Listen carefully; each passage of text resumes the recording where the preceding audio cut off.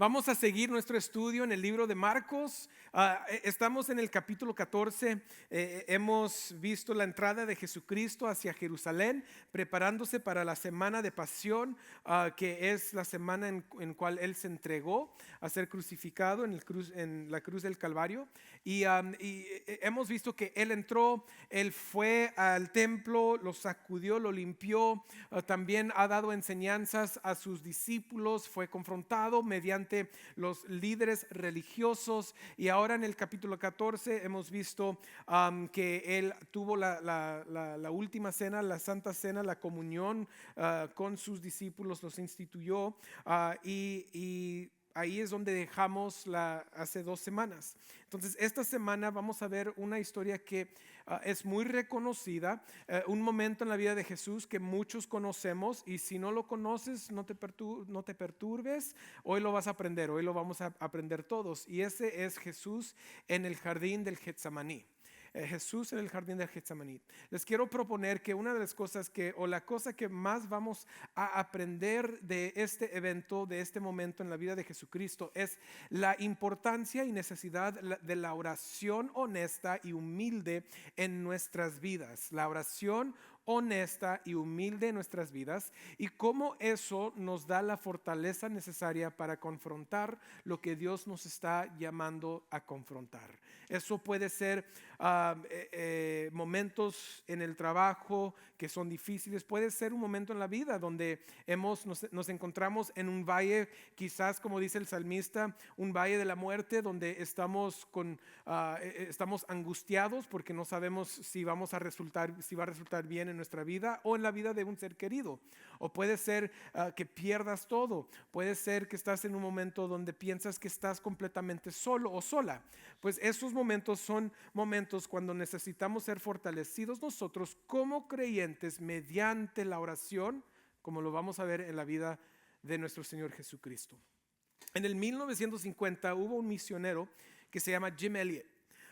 Y este hombre durante este tiempo, esta década, él decidió y propuso en su vida poder ser un misionero a un grupo de indios en el Ecuador. El nombre de estos indios eran los Ayuca Indians. Y estos indios eran reconocidos como gentes que eran muy agresivos contra aquellos que no eran de su tribu. Pero aún así, el hombre Jim Elliot, misionero, decidió que él iba a llevar el evangelio hacia ellos. Obvio que él sabía el peligro con el cual él se iba a enfrentar. Pero aún así, Jim Elliot decidió ir y él empezó a hacer el trabajo de misionero con los indios, pero este mismo tribu de indios, los Ayuca, lo mataron. Lo mataron por llevar el evangelio. ¿Por qué? Porque ellos tenían este tipo de reacción contra aquellos que no conocían. Pero después de su muerte, por causa de la vida de Jim Elliot, esos indios fueron alcanzados por el evangelio por otros misioneros. Uno de ellos era su esposa, Elizabeth Elliot, que decidió también ir con estos indios y decir, ellos van a ser alcanzados con el evangelio, porque es importante el trabajo del evangelio. Jim Elliot es famoso por decir que en su vida de la oración o con la actitud de la oración, él dice, Dios sigue en su trono y el hombre sigue en su banquillo. Solo hay una distancia de una rodilla entre ellos. La razón por la cual abro con la idea de oración es porque la oración es muy importante para la vida del creyente, y aún esa es la área que más falla en nuestras vidas. Quizás eres un estudiante de la palabra de Dios y te encanta leer y te encanta aprender, pero cuando es tiempo de orar no sabemos cómo, no sabemos qué decir, o más bien muchos de nosotros simplemente decimos, es que no siento nada. Y ponemos nuestra emoción sobre el hábito que un creyente debería tener. La oración también tenemos que saber que cuando nosotros llegamos con Dios con una actitud correcta, nosotros llegamos para alinearnos con la voluntad de Dios, no cambiar la voluntad de Dios hacia nuestra. Eso es algo que vamos a ver hoy. Porque muchos de nosotros, cuando iniciamos nuestra vida de oración, iglesia, lo hacemos cuando está nuestra vida en un desastre. ¿Y qué es lo que estamos orando? Dios, cambia el desastre. Cambia el desastre. Renueva lo que antes tenía y lo que estaba viviendo, pero remueve el problema de mi vida. Y muchas veces nos quedamos tristes y nos quedamos con una actitud incorrecta porque decimos es que Dios no responde. ¿Y qué pasa? Abandonamos la oración en nuestras vidas. Y les quiero proponer hoy que mediante la vida de Jesús vamos a ver que la manera correcta de llegar con Dios en la oración y practicar la oración no es con la intención de cambiar la voluntad de Dios, sino que nuestra voluntad sea alineada con la de Él, que lo deberíamos hacer con humildad y sumisión hacia su propósito y su palabra. Vamos a Marcos capítulo 14, 32 al 34, pero antes de eso les quiero dar el punto del sermón, y es este: dado que Jesús oró en su momento más difícil, yo practicaré una vida de oración para que Dios me guarde ¿de qué? De caer. De caer. Ahora vamos al texto. Versículo 32. Si tienen sus Biblias, nos encanta escuchar esas páginas abrir. Si no, pueden seguirnos en la pantalla. Van a estar los versículos aquí atrás de nosotros. Y dice esto, dice, llegaron a un lugar que se llama Getsemaní. Y Jesús dijo a sus discípulos, siéntense aquí hasta que yo haya orado. Tomó con él a Pedro, Jacobo y Juan y comenzó a afligirse y a angustiarse mucho. Mi alma está muy afligida hasta el punto de la muerte, les dijo. Quédense aquí y ¿qué? Y velen. Adelantándose un poco, se postró en tierra y oraba que si fuera posible pasara de él aquella hora. Y decía, Abba, Padre, para ti todas las cosas son posibles. Aparta de mí esta copa, pero no sea lo que yo quiero. Todos digan, sino lo que tú quieras. Entonces Jesús vino y los halló durmiendo y dijo a Pedro, Simón, ¿duermes? ¿No pudiste velar ni por una hora? Dice, velen y oren para que no entren en tentación. El espíritu está dispuesto, pero la carne es débil. Este es un momento muy importante en la vida de Jesús. Muy importante. Es un momento donde Jesús está empezando a sentir lo que está frente a él. Él ha dicho varias veces que él va a ser entregado a los pecadores y crucificado, pero va a resucitar. Lo ha dicho en esos momentos sin la angustia que ahora está sobre él. Y él dice de esta angustia que es tanto que es hasta la muerte. Es decir, que él sentía tanto angustia en él que él pensaba y él estaba pensando que él podía morir dentro del jardín del Getsemaní. Era tan pesado el dolor que él iba a sentir y lo que él estaba empezando a sentir dado a lo que tenía que suceder, que él estaba en un momento de dolor y angustia. Algo mucho más que cualquier otro ser humano, creyente o discípulo ha sentido en nuestras vidas o en sus vidas. De hecho, Jesús ya había llorado cuando su amigo Lázaro estaba muerto. Y antes de resucitarlo dice, y Jesús lloró. También sabemos que Jesús sintió tristeza con la ciudad de Jerusalén cuando llegó y dice, Jerusalén, Jerusalén, tú quien matas a los profetas Él sabe el juicio de Dios que va a llegar sobre Jerusalén por ello. Pero en este momento, esta emoción, esta angustia fue muy diferente. Iglesia, Jesús no estaba angustiado por lo físico que iba a pasar. Les quiero proponer que tenemos que cambiar nuestra mentalidad. Jesús no le tenía miedo a los clavos de la cruz, no le tenía miedo a la corona de espinas. Jesús no le tenía miedo a lo físico que le iba a suceder, sino que Jesús miraba algo diferente. De hecho, Él lo identifica. Él dice: remueve esta copa si puedes. Aún en su oración, siendo hijo de Dios, siendo 100% Dios y 100% humano en este momento, Jesús está suplicándole al Padre. Y él viene con el Padre. Ya había dicho a sus discípulos que con Dios todo es posible. Y él dice: Padre, para ti todo es posible. Es una suplicación que hace Jesús, que es honesta, pero a la misma vez esta suplicación está hecho de una actitud y una disposición de humildad y de sumisión, porque después de decir eso dice: pero no mi voluntad sino la tuya sea hecha. Pero antes de llegar a esa parte, vamos a identificar este dolor que dice en el versículo 34: mi alma está afligida hasta el punto de la muerte. Es muy similar a lo que dice el salmista en Salmo 42:6. Dice: Dios mío, mi alma está en mí deprimida. Por eso me acuerdo de ti desde la tierra del Jordán y desde los cumbres del Hermón, desde el monte de Mizar.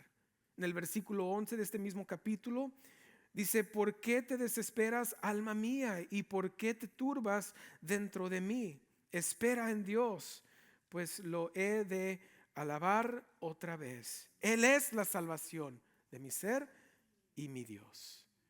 Jesús está sintiendo esta misma cosa que el salmista había escrito en este salmo. Pero Jesús, les quiero proponer, Él no estaba teniendo un momento de debilidad y de cobardía. Jesús no era ningún cobarde.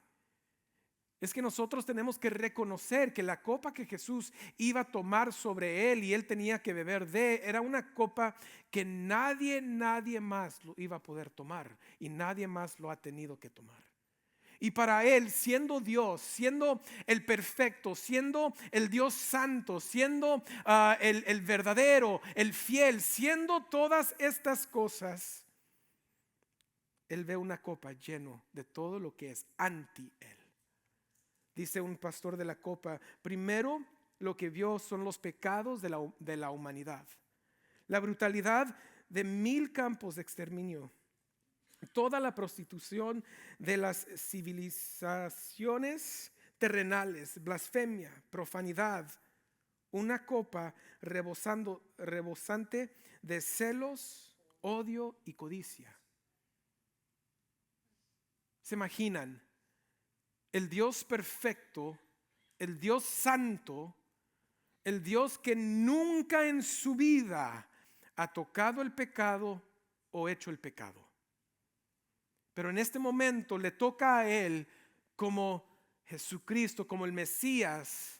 Le toca a Él como el Hijo de Dios que vino a quitar el pecado del mundo, el Hijo de Dios que vino a redimir a nosotros, a los pecadores. A Él le tocaba esta copa lleno de todo lo que era anti Él.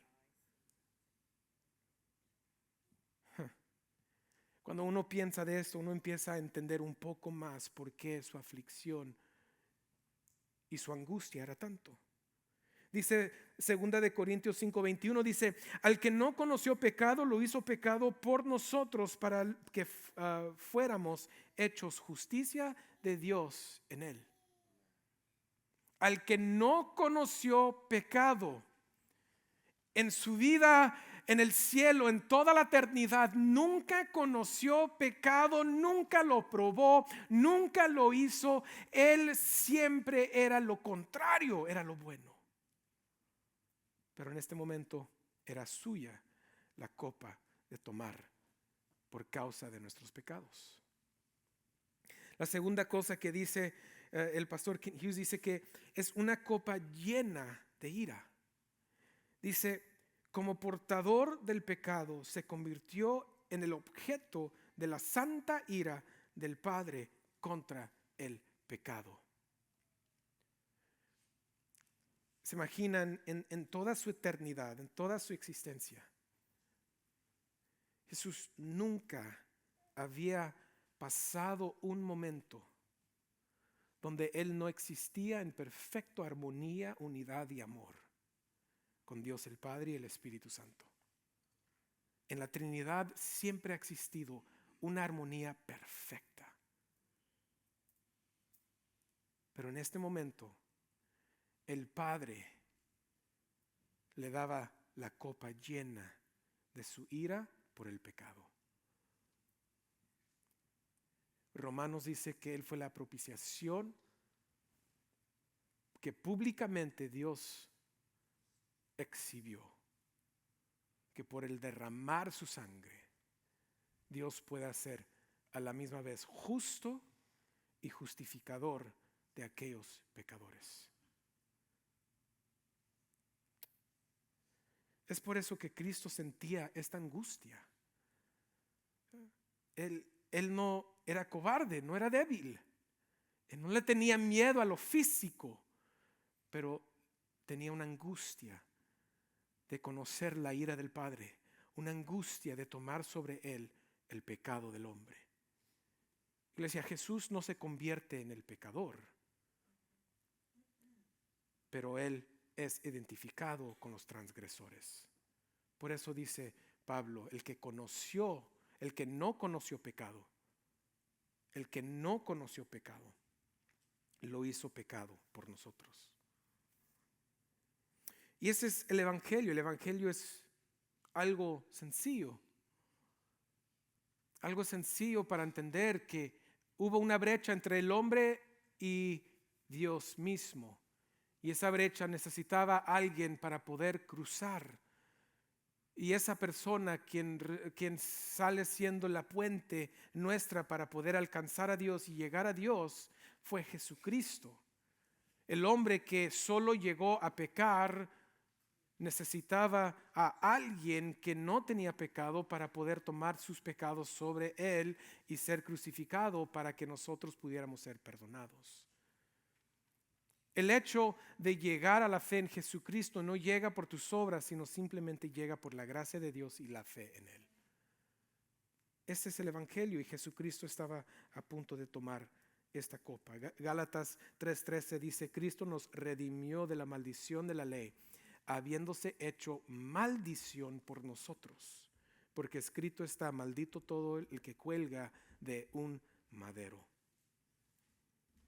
De un madero. Quizás Esteban, cuando lo apedreaban en el libro de los Hechos hasta la muerte, él pudo mantenerse valiente por medio del Espíritu Santo y fuerte. Quizás los apóstoles también, cuando llegaban a ser mártires y por causa del Evangelio, ellos también lo hicieron con valentía y no con cobardía. Y todos los cristianos en toda la historia del mundo que hemos tenido que confrontar eso, han tenido que confrontar esa misma persecución y muerte, también lo han confrontado con valentía. Y hemos visto y escuchado muchas historias, uno de ellos hoy de Jim Elliot, lo hizo con valentía, pero ninguno de ellos tuvo que tomar la copa de ira de Dios el Padre. Eso es diferente. Y es por eso que Jesús está tan angustiado que hasta el punto de decir que en otro evangelio dice que estaba sudando como que si estuviera sangrando. Su sudor estaba tan fuerte y pesado. En Hebreos dice el autor en el versículo 7, dice, Cristo en los días de su carne, habiendo ofrecido oraciones y súplicas con gran clamor y lágrimas al que lo podía librar de la muerte, fue oído a causa de su temor reverente. So Jesús, cuando llegó a orar, lo hizo en gran clamor y con lágrimas. Esto grabado por el autor de Hebreos, por la historia que habían escuchado y entendido de lo que sucedió en el Getsemaní. y aquí está nuestro Señor Jesucristo. Esta es la tercera vez que Jesús ora en el libro de Marcos. Las primeras dos veces lo tenemos en Marcos 1, 35 al 39. Dice: levantándose muy de mañana, cuando todavía estaba oscuro, Jesús salió y fue a un lugar solitario y allí oraba. Simón y sus compañeros salieron a buscar a Jesús, lo encontraron y le dijeron: todos te buscan. Jesús le respondió: vamos a otro lugar, a los pueblos vecinos, para que yo predique también allí, porque para eso he venido. Y fue por toda Galilea predicando en sus sinagogas y expulsando demonios. También en el capítulo 6, después de que le dio de comer a miles en el desierto, un lugar desolado, Jesús también se aparta. Él envía a sus discípulos al otro lado. Jesús se aparta y él va a orar. Dice: después de despedirse de ellos, se fue al monte a orar. Y ahora tenemos este momento donde se enfrenta en Getsemaní. ¿Qué tienen en similar estos momentos? Pues muy fácil, muy sencillo. Cuando Jesús fue a orar en el capítulo 1, todos llegaron buscándolo porque el pensar de ellos era: Él está haciendo milagros, Él quizás es alguien como el Mesías. En el capítulo 6 también se nos dice en el libro de Juan que habían muchos que lo querían tomar por fuerzas y hacerlo rey. En estos momentos Jesús le había llegado a él momentos donde él tenía que separarse y orar al Padre para poder seguir en su misión al plan del Padre, para poder cumplir el plan del Padre sobre la tierra. En Getsemaní es lo mismo. Jesús está confrontado o está adolorido, angustiado con lo que ha de venir, y él dice: tengo que ir a orar, porque sin orar quizás no sé cómo voy a responder, necesito orar. Y nosotros como creyentes, iglesia, tenemos que tener esa misma actitud. Tenemos que llegar con Dios en oración, porque es allí donde Dios nos da la fortaleza para sobrevivir lo que ha de venir. Jesús nos da un ejemplo y es el ejemplo perfecto. Si puedes, hazlo, pero no mi voluntad sino la tuya sea hecha. Les hago la pregunta: ¿fue Jesús a la cruz del Calvario?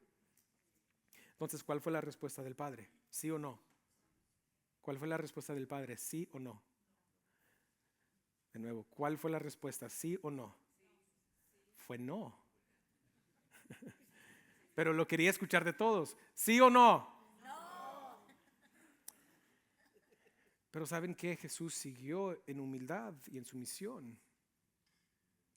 ¿Saben? Una cosa que es interesante de Jesús aquí en esta oración es que Jesús no llegó a cambiar el plan del Mesías o terminar con ese plan. Jesús llegó a ver si había otra manera de cumplir ese plan del Mesías. Pero aún se sometió hacia lo que el Padre tenía que hacer.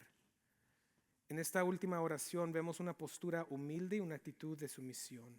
Mi pregunta para ustedes es: cuando llegan con Dios, ¿llegan con ese tipo de actitud o llegan diciéndole: Dios, cambia todo?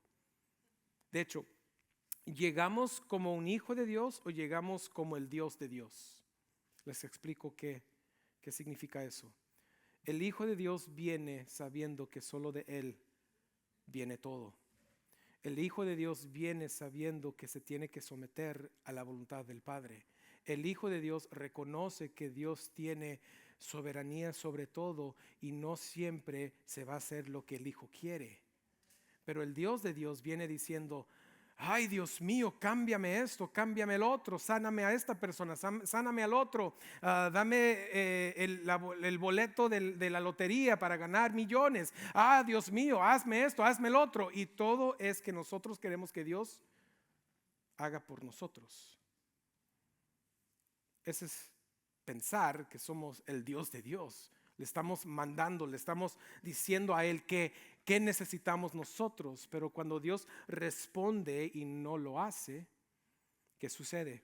Nos enojamos, nos frustramos, nos decepcionamos y ya no quiero orar, ya no quiero ir a la iglesia. Pues es que Dios no me escucha, y todo eso es incorrecto, iglesia. porque Dios sí nos escucha. Solo que Dios sabe lo que es mejor para nosotros y en su plan tenemos que someternos.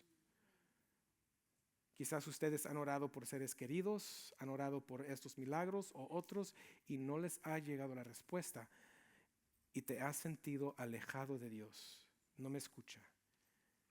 Quiero decirte, sí te escucha. Al Hijo nos dice Hebreos que lo escuchó, lo oyó. Pero el Padre siguió con su voluntad, siguió con su propósito, porque era necesario. Todos hemos tenido esos momentos, pero a ti te quiero dar la esperanza que Dios sí te escucha. Y si a su Hijo Jesucristo lo escuchó, pero siguió con su plan y no le dio lo que Jesús le pidió, ¿cuánto más nosotros? Jesús fue a orar que su corazón se pudiera alinear con el propósito de Dios. Si quieres saber una mejor actitud en la oración, es eso. La oración siempre debería unir nuestra voluntad con la voluntad del Padre, no la voluntad de Él con la nuestra. Eso no es correcto. Es alinear el nuestro con la de Él. El nuestro con la de Él.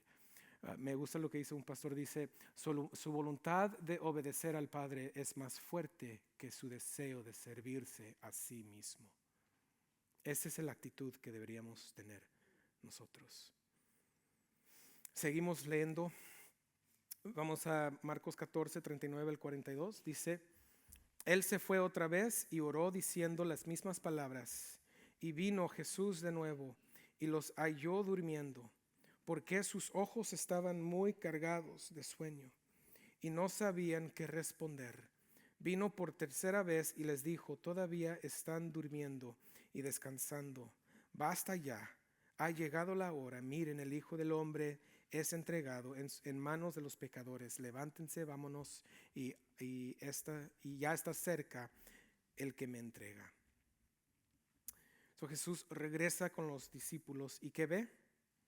Están dormidos de nuevo, cansados. Y uno puede decir, no hombre, pues estos discípulos, ¿qué tipo de hombre escogió Jesucristo? Pero recuerden, ha sido un largo día, ¿ok? Después de un largo día, ¿estamos cansados o tenemos energía? Cansados. Yo apenas llego a la cama de mi casa ya en la tarde, me acuesto y digo, amor, vamos a ver una película o una serie, y yo me duermo en 5 minutos. Nomás llegando a la cama. ¿Por qué? Porque estoy cansado. Otra cosa, ellos habían salido de la cena. Estaban llenos. No solo llenos de comida, pero también llenos de un poco de vino.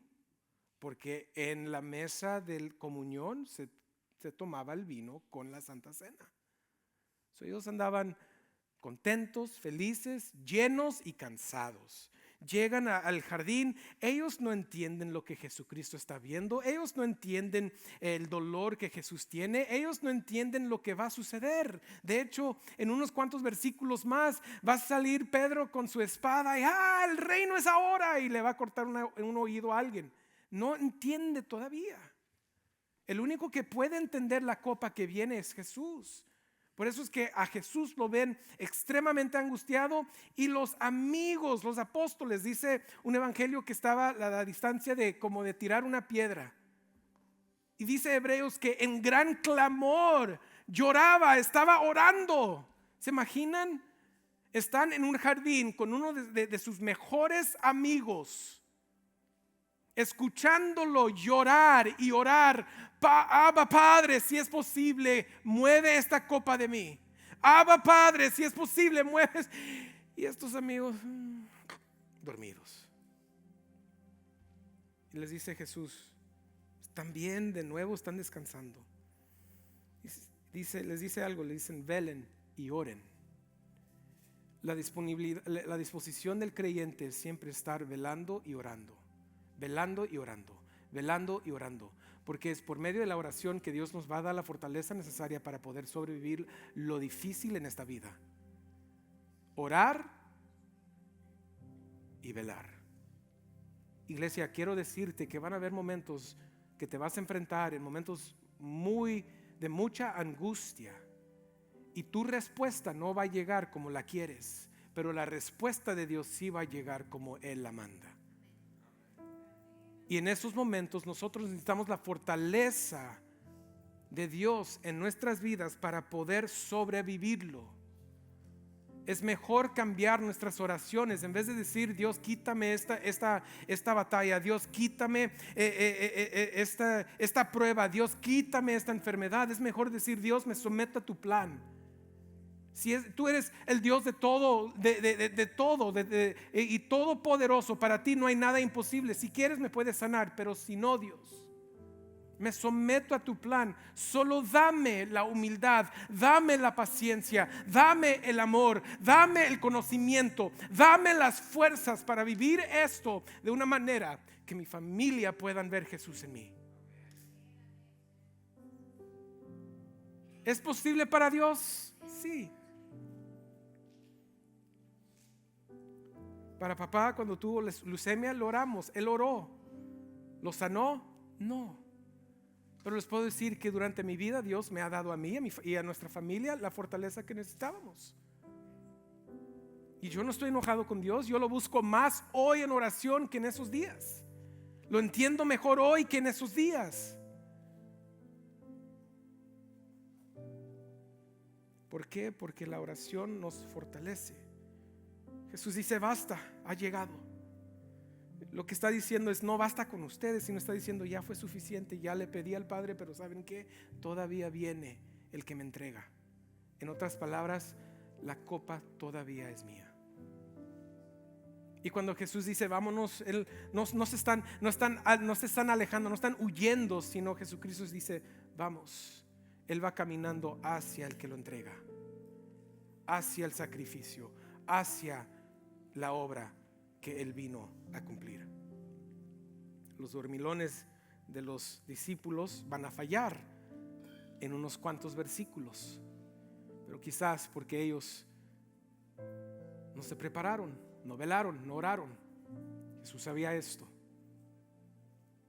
Se durmieron, y cuando era tiempo se durmieron de nuevo y se alejaron de Jesús.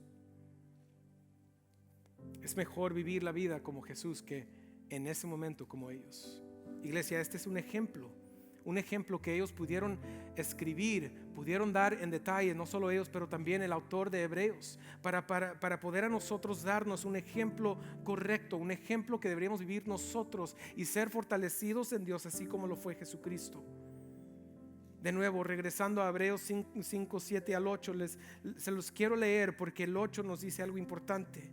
Dice, Cristo en los días de su carne, habiendo ofrecido oraciones y súplicas con gran clamor y lágrimas al que lo podía librar de la muerte, fue oído a causa de su temor reverente. Cuando disciplinaba a los niños, entraba con ellos al cuarto y les decía, esto es por esto, ¿ok? Nos vamos a disciplinar porque nos desobedecieron. Sí, papá. ¿Y saben por qué? Sí, papá. ¿Y qué queremos para ustedes? La obediencia a Dios. Ok, muy bien.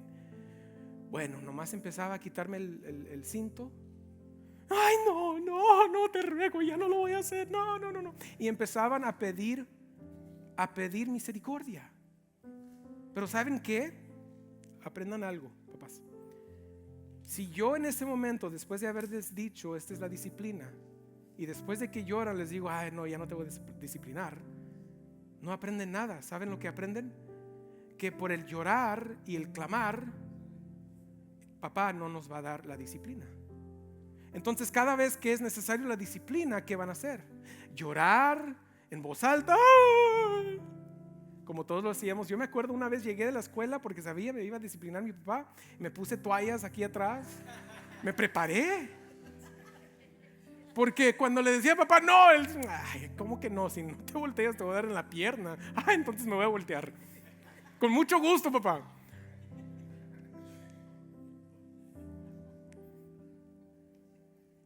Jesús no tuvo esa actitud, es solo un ejemplo. Ellos empiezan a pedir misericordia y muchos de nosotros, si somos honestos, yo lo hice quizás una vez, 2 veces. Pero si todos somos honestos, por causa de eso, todos hemos rehusado disciplinar a nuestros hijos.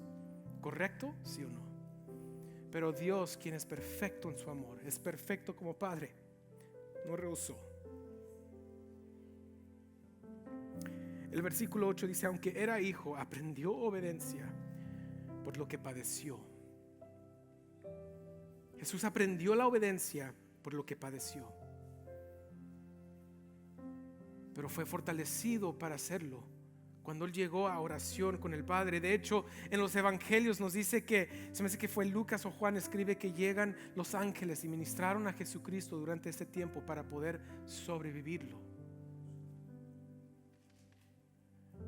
Iglesia, nosotros no necesitamos quizás los ángeles que vengan y nos ministren como Jesús. Tenemos el Espíritu Santo en nosotros, Jesús, pero en ese momento Él iba a tomar una carga que ninguno de nosotros lo vamos a tener que tomar. Esa carga es mucho para nosotros. Es por eso que Él necesitaba de los ángeles.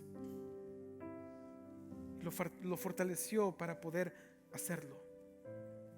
Dice un autor: Getsemaní es el preludio del Calvario, pues en un valle bajo de la ciudad Jesús permite que su alma sea crucificada. En una colina sobre la ciudad entrega su cuerpo. Entrega su cuerpo. Muchos pensamos que lo que sucedió sobre la cruz en Calvario inició en Calvario, pero no, inició en este momento. Él tuvo que tomar la disposición de someterse al plan del Padre, dejar que el Padre lo fortaleciera para poder Él cumplir el propósito por lo cual Él vino. No iba a poder redimir si no hubo cruz. No iba a poder quitar el pecado del mundo si no hubiera una cruz. Entonces lo tuvo que vivir. Pero en el Getsemaní es como cuando Él crucificó su alma.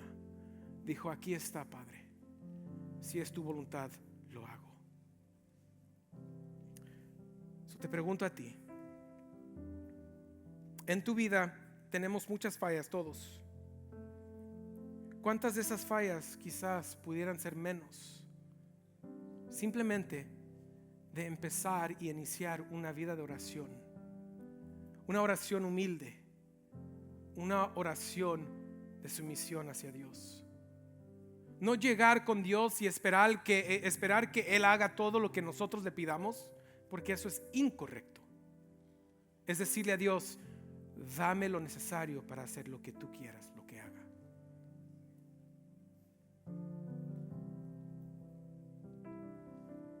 Te invito a una vida y un estilo de oración donde esta actitud y esta disposición es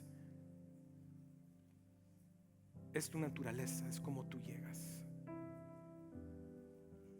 con sumisión y humildemente. ¿Por qué? Porque como el punto del sermón dice: dado que Jesús oró en su momento más difícil, yo practicaré una vida de oración para que Dios me guarde de caer. Amén. Vamos a orar y luego nos vamos a preparar para la comunión. Padre, te damos gracias que en tu Hijo amado Jesucristo nosotros hemos recibido un buen ejemplo de cómo vivir una vida de oración. Cómo Él dependía de ti cuando estaba aquí sobre la tierra, Él siendo Dios mismo, tu Hijo, y a un hombre a la misma vez. Y aún nosotros nos pensamos muy espirituales a veces, que pensamos que no necesitamos oración, pero eso es incorrecto. Padre, ayúdanos como iglesia y como individuales, como creyentes, tener una vida de un estilo de oración que nos podamos someter hacia ti humildemente y ser fortalecidos mediante tu Espíritu Santo y ese tiempo de comunión que tenemos contigo. Te damos gracias y todo lo oramos en su nombre.